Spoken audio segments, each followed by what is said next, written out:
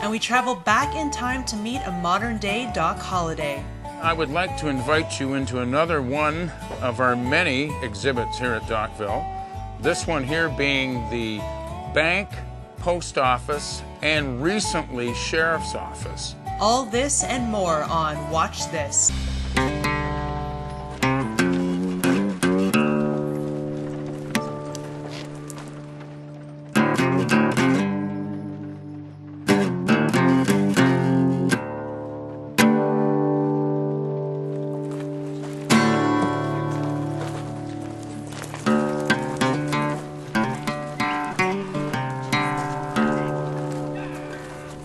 Feels like we're back in the 1800s, walking down Main Street of a typical Western town. We're on a spoke car just trying to carve a living out of the old lonesome prairie.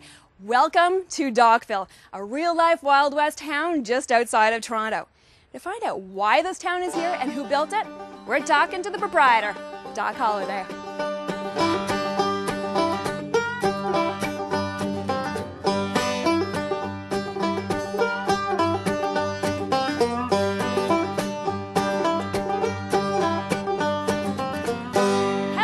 Doc, thank you so much for having us in your town. Well, thank you, Sonia. I hear You're welcome. You are an actual descendant of the real Doc Holliday. Is that true? Well, this is what I have discovered. After I had been building the town and been collecting all of these old artifacts, I bought this collection of Wild West magazines. And as I started reading these magazines, I discovered this name of Holliday, which was spelt with the H-O-L-L-I-D-A-Y, pop up.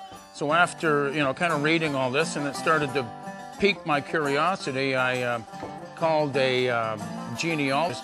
And after a couple of weeks or so, he called me back and said, yes, you are definitely a blood relative to the Doc Holliday.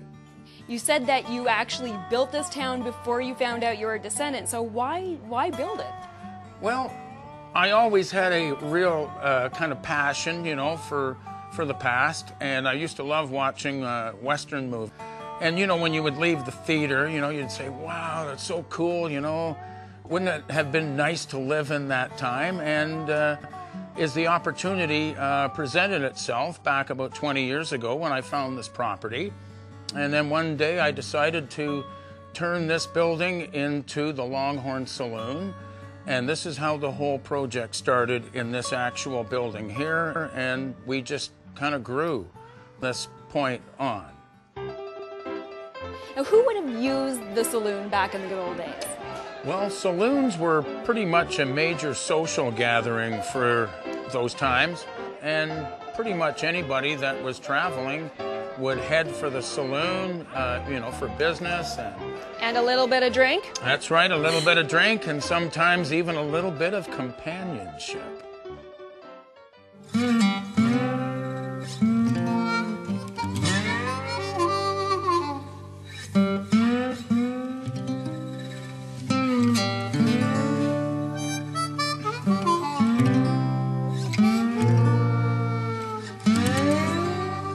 Sonia, I would like to invite you into the Grand Hall Parlor of the Docville Hotel. Nice. So what was the parlor used for? Well, the parlor was a meeting place for, I guess you would say, many dignitaries of them. When the railroads came into the western towns, so did the money. So we've tried to create here at Docville a similar feeling and ambience of what that might have been like. Right down to our French velvet drapes, authentic, Georgian lace curtains, and the dark, rich colors.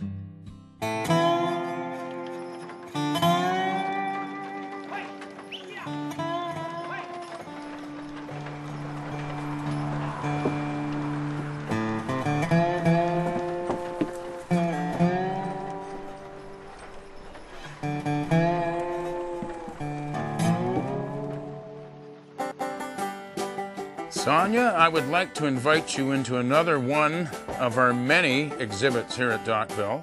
This one here being the bank, post office, and recently sheriff's office. And recently sheriff's office? Well, due to a couple of robberies that have taken place in town, so we thought it best that if the sheriff set up his office here, it might quail some of that unlawful activity. Now, besides the fact that the post office, the bank, and the sheriff's office is all here together in this one room, how would business have been different back in the old days than it is today, conducted in banks? Well, as back in the old days, especially in a mining town, people would have brought their gold dust to the bank to have it exchanged for cash. People that were trapping, you know, they would have brought their furs and exchanged their goods for money. So there was a lot of the so-called bartering of goods. So whether it be gold, furs, and even lumber.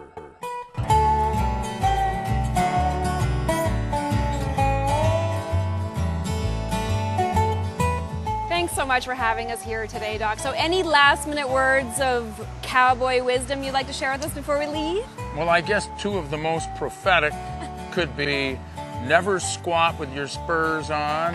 That would hurt. Yes, and always drink upstream from the herd. Wise words. Thank you and happy trails. Well, thank you and happy trails to you.